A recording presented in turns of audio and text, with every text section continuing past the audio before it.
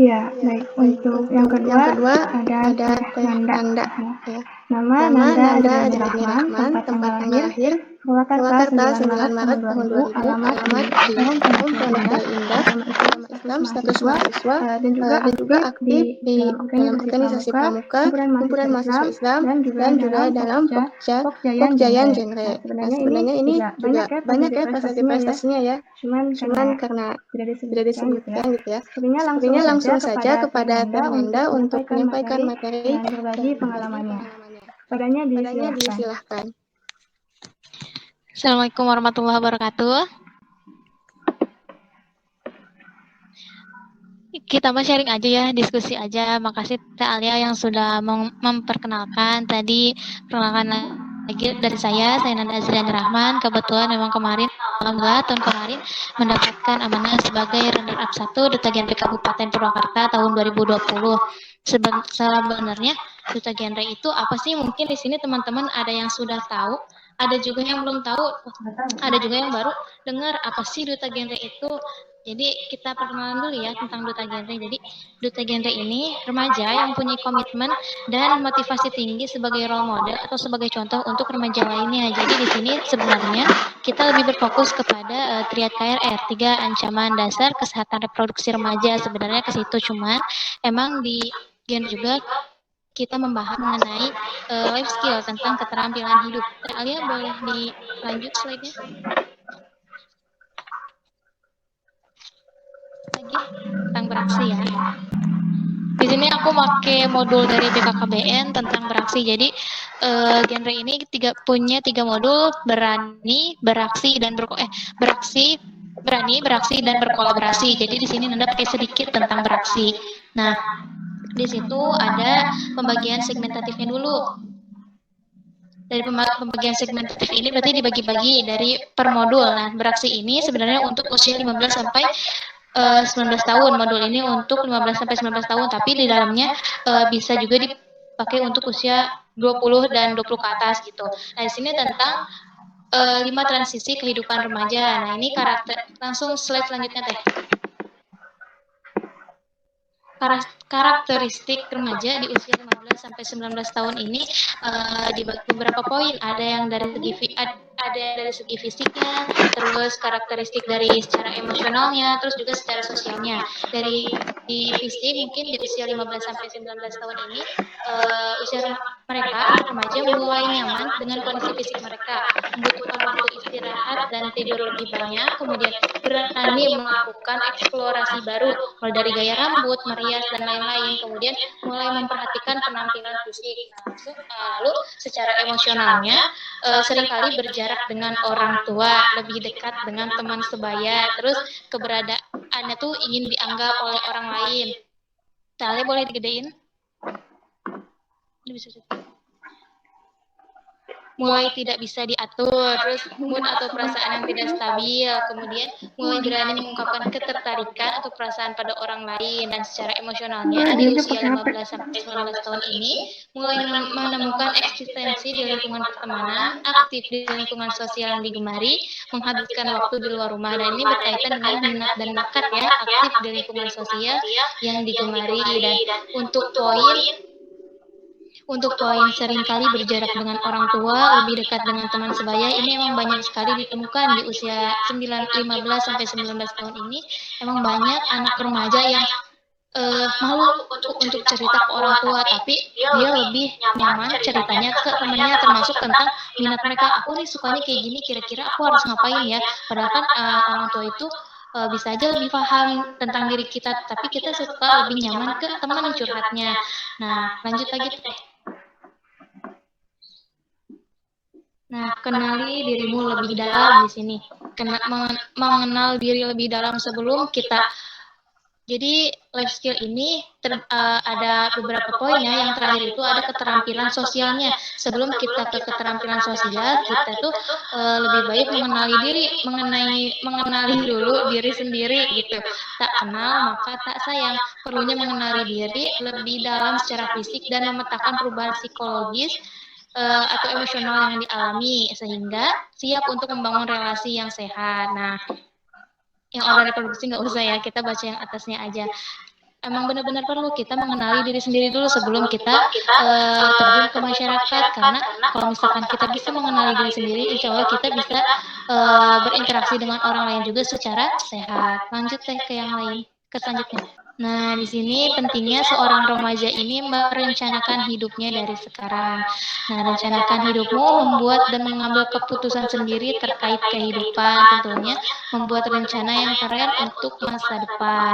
Berencana itu keren. Berencana ini menumbuhkan rasa percaya diri serta mampu memvisualisasikan cita-cita dan mampu memetakan hal yang perlu dan tidak perlu untuk dilakukan untuk menggapai cita-cita, termasuk dari minat dan bakat itu sendiri. Minat teman-teman ini ke apa, kira-kira bakatnya ke apa, nanti itu juga dapat bisa pengaruh ke kehidupan teman-teman. Lanjut lagi teh. Beda itu biasa, kadang ada remaja yang gini, aku mah, dia mah bisa bahasa ini, aku mah gak bisa bahasa ini. Kadang suka ada yang minder, misalkan temannya bisa bahasa Arab, tapi kita nggak bisa. Temannya bisa bahasa Inggris, kita nggak bisa. Temannya bisa bahasa Jepang, kita nggak bisa. Kadang ngelihat teman-teman nih jago di ilmu bahasa, tapi kita tuh nggak bisa. Tapi kita sendiri sadar kita tuh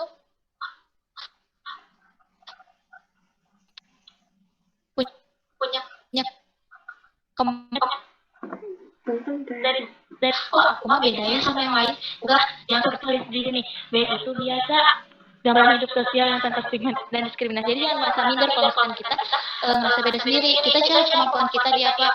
Oke, boleh teman-teman kita misalkan jago di bahasa, nah kita unggulkan di hal lain. Kita misalkan jagonya di public speaking misalkan, nah oke, kamu bagian kamu di bagian bahasa jagonya, aku di bagian public speaking jagonya. Jadi kalau misalkan merasa beda itu jangan merasa minder. Jadi harus tetap optimis, harus tetap percaya diri. Lanjut ya. Ini tentang minat dan bakat. Minat ini dorongan atau keinginan pada diri seorang pada objek tertentu.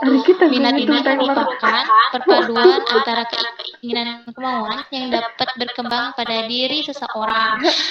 Dan bakat ini merupakan suatu kemampuan yang dimiliki seseorang, di mana kemampuan tersebut sudah melekat pada dirinya dan dapat digunakan untuk melakukan hal yang lebih baik dari orang biasa. Nah, seperti yang udah Nanda bilang tadi, jadi kita punya ciri khas sendiri, harus punya apa ya, pembeda sendiri dari orang lain gitu. Kita harus pembeda sendiri dari orang lain. Yang tadi yang satu dia jagonya bahasa Inggris, yang satu jagonya bahasa Jepang, yang luar biasa masing-masing gitu dari diri masing-masing. Lanjut. Personality ya, tadi Nanda sudah bilang kan untuk apa ya, bersosialisasi dengan yang lain. Misalkan kita punya bakat kita disalurkan kan untuk ya, bukan untuk diri sendiri doang kan, pasti untuk ke masyarakat kayak gitu juga. Nah, sebelum kita terampil untuk apa ya, mengeksplorasi untuk melakukan untuk apa ya, untuk beraksi gitu, dalam beraksi apa sama bakat kita tuh harus terampil dulu mengenali diri sendiri. Di sini ada personal skill, dan kalian dapat mengenali diri sendiri dan biasanya berkaitan dengan stres, amarah, konflik, dan manajemen waktu. Nah, kita harus misalkan punya bakatnya public speaking nih, kita harus mengenali diri sendiri dulu. Kalau misalkan kita punya keahlian public speaking, nanti kalau ngomong di depan kita gimana, harus kenal sama diri sendiri. Apakah kita udah terbiasa senyum di depan, apakah kita udah apa ya, udah biasa ngobrol depan atau gimana gitu. Dan berkaitan dengan stres, amarah, dan pasti ini berhubungan. Kalau misalkan teman-teman nih kemampuannya dengan public speaking, terus ketika stres, teman-teman lagi ada acara dan diminta jadi MC atau apa gitu ya, pokoknya tampil di depan. Kalau misalnya teman-teman tadi lagi stres, lagi ada apa ya, kesal atau lagi ada konflik gitu, kalau kan teman-teman sebelumnya sudah terbiasa mengatur itu, sudah bisa mengatur stresnya, sudah bisa mengatur emosinya, sudah bisa mengatasi konflik gitu. Kalau misalnya lagi ada kegiatan untuk tampil di depan, kalau sudah bisa mengatur itu, nah bakat kita tuh kalau bisa berjalan dengan lancar, public speaking itu bisa berjalan dengan lancar. Lanjut.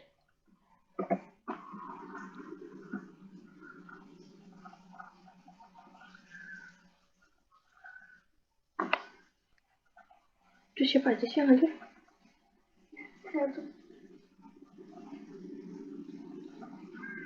Personal skill juga eh, berkaitan dengan personal skill juga berkaitan dengan keterampilan kesadaran diri dan keterampilan berpikir. Keterampilan sadar diri self awareness skill ini sangat berkaitan dengan personal skill. Jadi kesadaran diri itu apa ya? Sebenarnya berdasarkan pada sadar Ya nanti bantu kelebihan sama kekurangan kita. foto. Sadar sama kelebihan dan kekurangan kita. Jadi yang tadi udah bilang, jangan suka iri, jangan sedih, jangan pesimis kalau misalkan kita tidak sama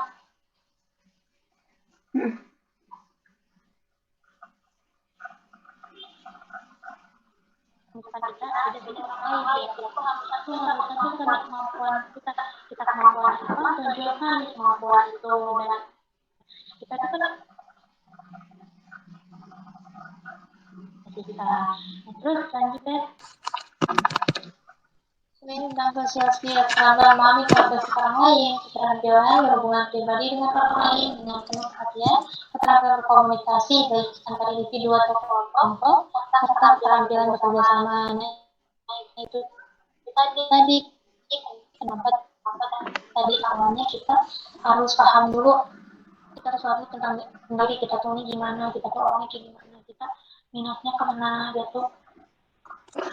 Seperti apa sebelum kita ini keterampilan bersosial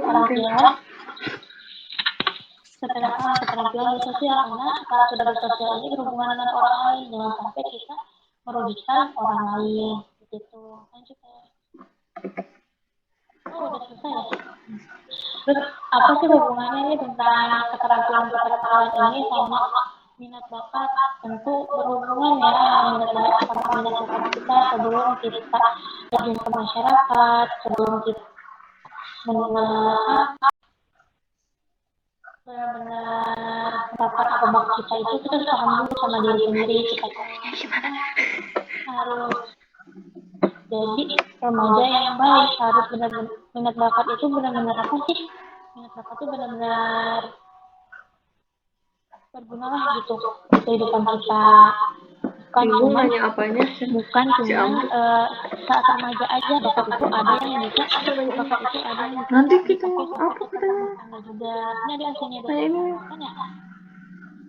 nanti dia dikasih bakatnya seperti kalau misalkan teman-teman bisa masak atau apa nulis juga bisa kalau misalkan kita sudah berumah tangga nulis juga bisa sambil apa ya nanti kita ngurus anak kita bisa hari ini tadi kalau lagi santai kita bisa sambil nulis bisa jadi nanti tulisan kita diterbitkan di mana atau kata amal tadi tulisannya bisa sampai dibuat film gitu itu juga bisa bakatnya tapi ya sebelum itu kita juga harus kenal sama diri sendiri harus mengenali diri sendiri. Minat bakat itu nggak bisa ditentuin sama orang lain, kita sendiri yang bisa milih tentang minat bakat itu. Minat kita ke apa, bakat kita ke apa, silahkan salurkan.